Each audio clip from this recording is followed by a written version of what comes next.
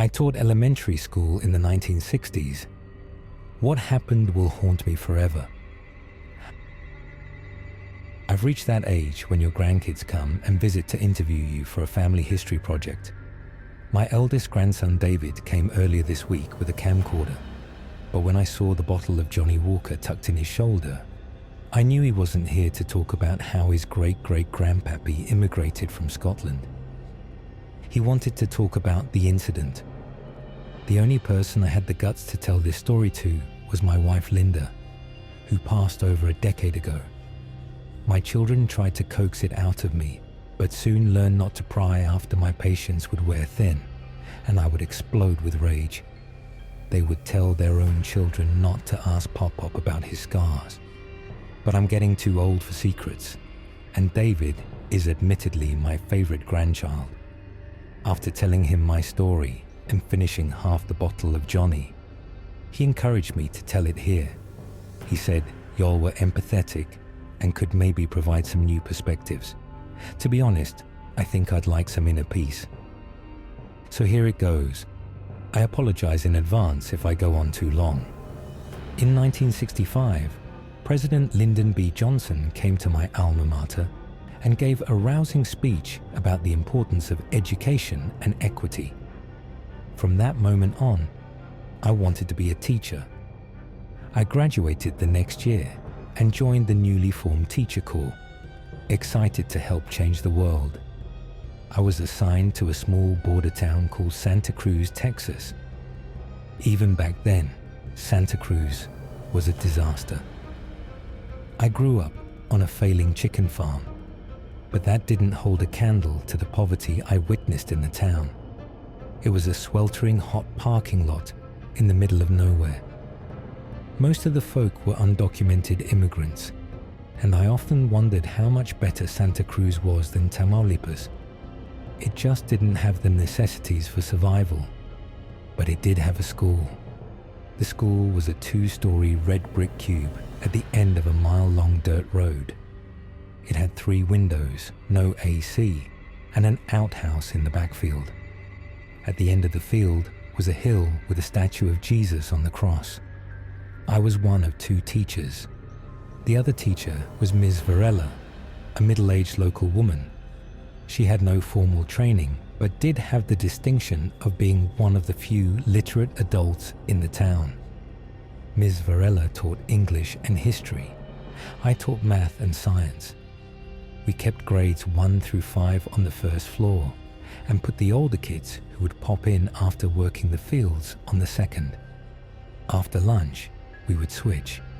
It wasn't a sound system, but we made the most of it. And my God, were those kids so on fire to learn? They were enthusiastic, recognizing that education was the best way to leave Santa Cruz for good. I decided to give them everything I had until my contract expired. I didn't have a salary, just room and board, but I had the best students in the world, except for one. His name was Leoberto. I didn't know his last name. He showed up one day with a note from his mother's safety pinned to his shirt. The letter simply said in Spanish, "Please teach Leoberto." It was a little unorthodox, but what could we do?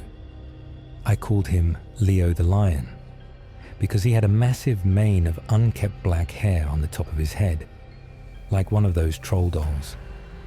We didn't know how old he was, and initially put him with the older kids since he had no baby teeth. However, Ms. Varela discovered he couldn't read and sent him back down with the youngins. I wasn't sure Leo could even talk. He mostly stared off into space and didn't engage in any of my lessons. But occasionally, he would announce his presence with a verbal tic or a nervous fit. Sometimes, he would clack his tongue or whistle like a character from the Looney Tunes. Other times, he would bang on his desk and try to talk. He was also incredibly fidgety and couldn't sit still. It was like he had fire ants in his pockets. On Leo's bad days, he would scratch himself raw. We inspected him for fleas, lice, or mosquito bites, but found nothing out of the ordinary. The other students paid him no mind, but Ms. Varela and I were heartbroken for him.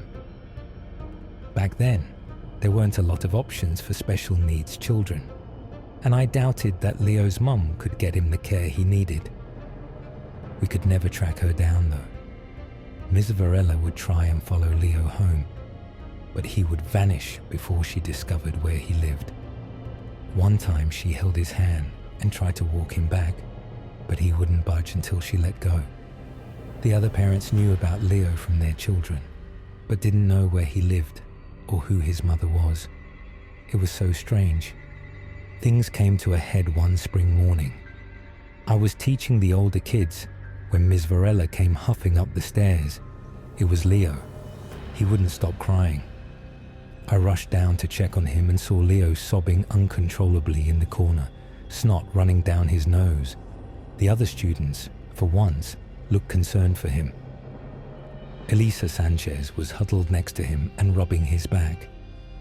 "He just started crying, Mr. Bill," she said with wide eyes. I checked him all over, but again found nothing. "Maybe he needs some outside time," Raul Medina proposed, eager to get back to Ms. Varela's lesson. Ms. Varela and I took him outside to settle him down, but he couldn't stop crying. I wasn't even sure he could breathe, so I did the only thing that made sense. I smacked him on his backside. He fell silent, looked up at me, and then started laughing. Though it didn't sound like a happy laugh, it was just as incessant as his sobs and sounded almost maniacal, his eyes wide with fear. He then began gagging and collapsed in exhaustion. I carried him back outside, where he slept the rest of the day. Fed up, I had an idea and drafted a detailed letter requesting a meeting with Leo's mom. Ms. Varela translated it into Spanish, and Safti pinned it to Leo's shirt. We sent him off and watched him vanish at the end of the dirt road. As expected, Leo came to school the next day with a new note taped to his shirt. "My son is blessed by God," the letter simply said. I sat dejected at my desk, and Ms. Varela exasperatedly called Child Welfare Services, not knowing what else to do. A man from Welfare Services came at the end of the week. I don't recall his name, but I remember not caring for him one bit. I could tell he was a racist by the sneers and offhanded comments about the townfolk he made to me, thinking I would agree. He also spoke to Ms. Varela with thinly veiled contempt. I had a sick feeling in my stomach that we made a mistake, but if I had known what would happen, I would have stopped it. I need you to know that. I would have died before I let it happen. I gave my statement to the man from Welfare Services, but my journey stopped there.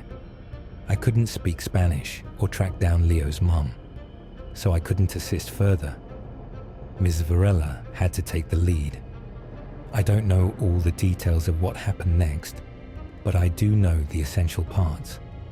I know that Ms. Varela and Mr. Welfare Services were finally able to track down Leo's mom in an adobe hut on the outskirts of town. I know the meeting didn't go well, and Leo was removed from his mother's care. She became violent and was subdued violently by the sheriff's office. Leo was then taken to a facility in McAllen, Texas. The doctors at that facility elected to give him a lobotomy, though the procedure began falling out of favor earlier in the decade. There were complications and Leo died on the operating table. I held classes for 2 weeks while a despondent Ms. Varela mourned at home. She attended the procedure since Leo's mother was still locked in the county jail. When Ms. Varela called sobbing to tell me what had happened, she said Leo called out for his mother before he passed. It was the first time she had heard him speak at all. The children asked about Leo, though Ms. Varela and I lied and said he moved to another school. Ms. Varela returned to teach, and our situation became somewhat stable, though Leo's demise loomed darkly over our heads. Then, Leo's mother was released from jail. She came straight to the school, screaming obscenities in Spanish and dressed in all black like a funeral goer. I watched her sprint toward the school with fire in her eyes as she hurled a brick through the first-floor window. The children screamed.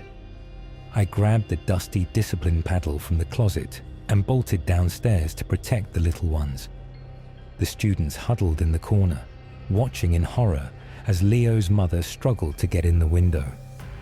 She had cut herself on the broken glass, and blood poured from her wrists onto the floor.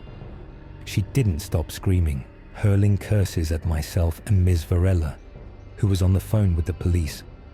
I rushed over and thwacked Leo's mother with the paddle, but she seemed to be unaffected, like she was in a trance. "You killed my son," she finally screamed in broken English before collapsing again from the loss of blood.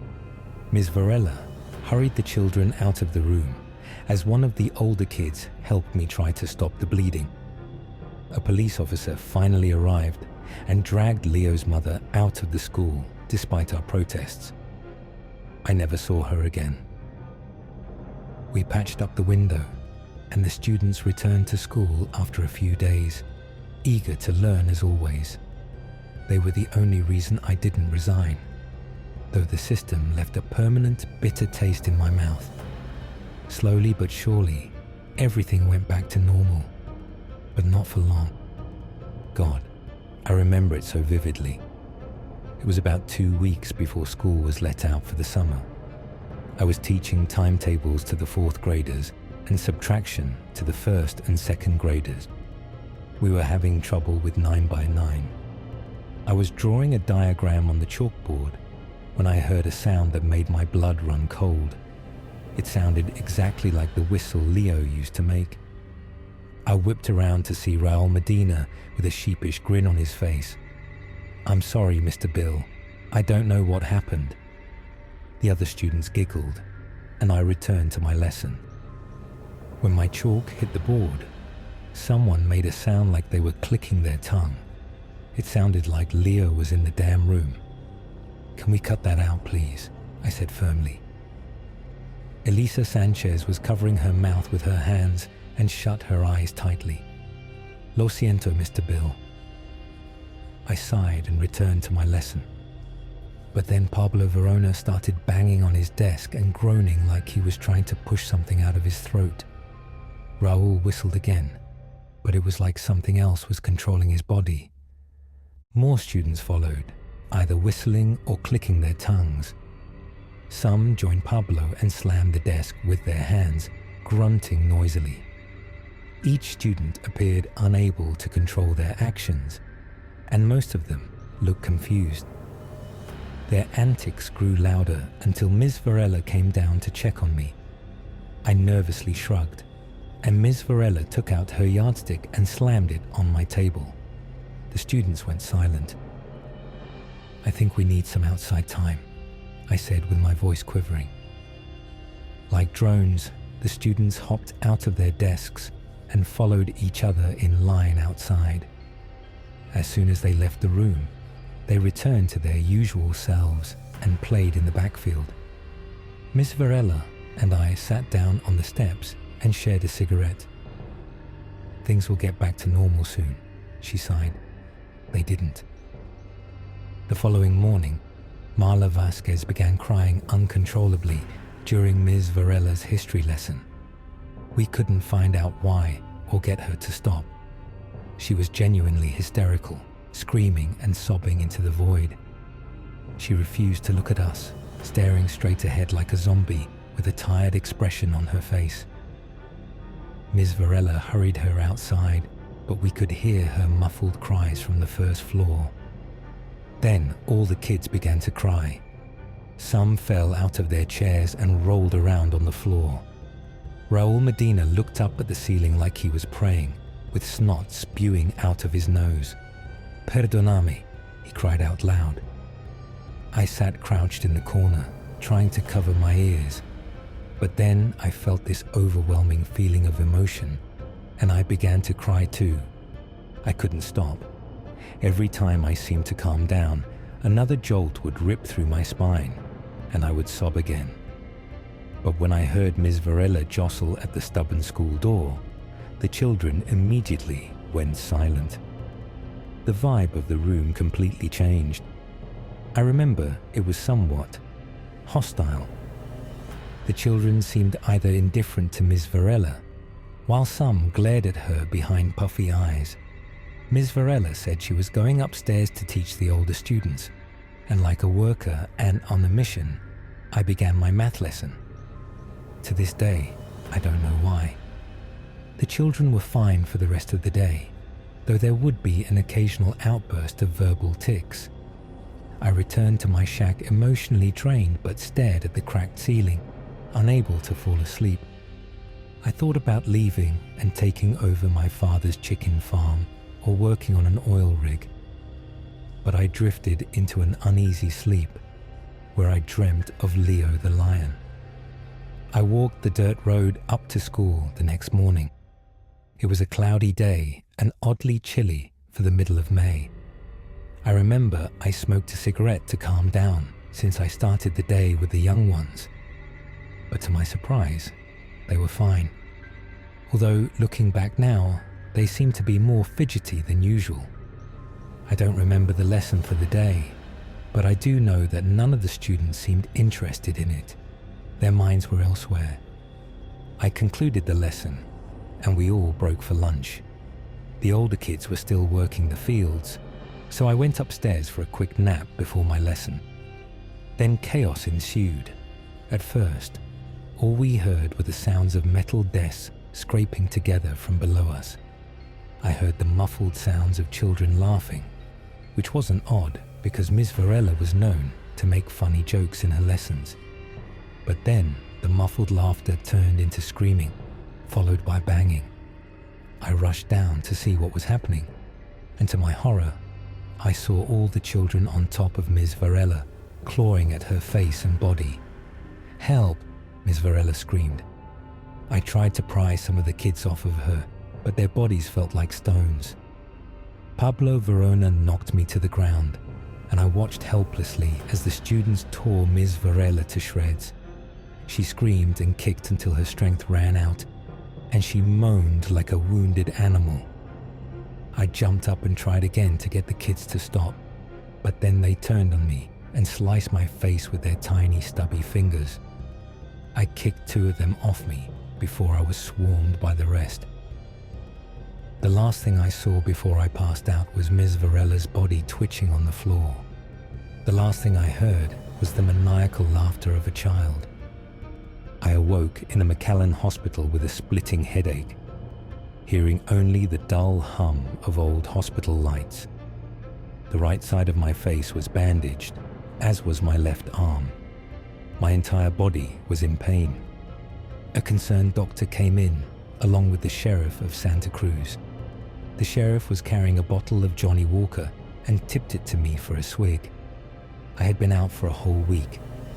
The sheriff took off his hat and gave me the whole story of what happened. An older student who finished his farm work saw what had happened and fetched the police, who broke up the fight. Ms. Varela was already dead by the time police got to the school. Her eyes had been gouged out of their sockets.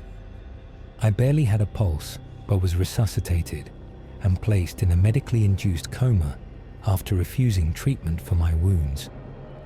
The 12 children involved in the attack were placed in the facility in McAllen, the same facility that killed Leo. My protests fell on deaf ears. I've never heard from them since, and I wonder if they're still alive. The school was shuttered, and the remaining students were sent to a school in Jim Wells County. Pretty soon, their parents followed, and the town slowly starved to death. All that's left is that statue of Jesus on the cross and 2 cemeteries of weary souls, Ms. Varela among them. After my recovery, I left the town for good, carrying jagged scars on my face and arm. I worked on an oil rig for a year before volunteering in Vietnam for the same president who inspired me to be a teacher. Truth be told, I hoped it would get me killed, but I survived and fell into a stable job as an actuary, I never taught again. I married Linda and reluctantly had 3 children with her. I'm not sure I was ever a good father. After all, what sick bastard doesn't like the sound of his kids laughing? I'm still obsessed about what happened in Santa Cruz. The doctors I talked to were convinced it was a mass hysteria phenomenon. But of all my research, nothing compares to what I saw. There are no police files, news clippings, or psychology reports to comb through. It was like it never happened, though I have the scars to prove it. Leo's mother told us he was blessed by God. I'm not religious. I still attend church every now and then. One day, the preacher talked about how we often won't recognize the miracles that God gives to us. We didn't recognize that Leo was a gift and were punished when we refused him. I decided recently to return to Santa Cruz one final time before I croak. The school is still there, though it's missing a roof and is covered in dead vines. I entered through the doorway and sat at the dusty desk, reliving my time here. I feel the wind's breeze surging through the open window and carrying the laughter of children and the sound of a loud whistle. I do not feel alone.